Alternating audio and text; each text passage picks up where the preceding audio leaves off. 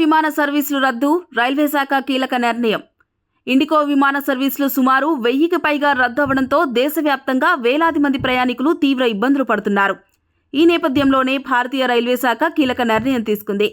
దేశంలోని 37 ప్రీమియం రైళ్లలో 116 అదనపు కోచ్లను ఏర్పాటు చేసింది. ముఖ్యమైన 10 రూట్లలో డిసెంబర్ 10 వరకు 37 ప్రీమియం రైళ్లకు మొత్తం 116 అదనపు కోచ్లను జతచేయనున్నట్లుగా రైల్వే శాఖ అధికారులు ప్రకటించారు.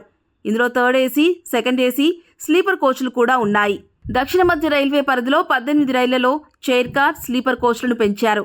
ఇక తూర్పు రైల్వేస్ పరిధిలోని 3 కీలక రైళ్లలో స్లీపర్ క్లాస్ కోచ్ల సంఖ్యను పెంచారు.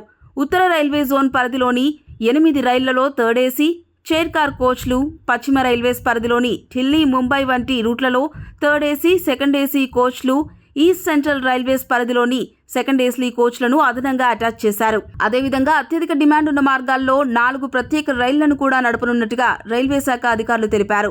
ఇండియన్ రైల్వేస్ తాజా నిర్ణయంతో ఢిల్లీ, ముంబై, బెంగళూరు, చెన్నై, హైదరాబాద్, పాట్నా, కోల్కతా వంటి ప్రధాన నగరాల మధ్య ప్రయాణించే వారికి కాస్త ఉపశమనం లభించనుంది.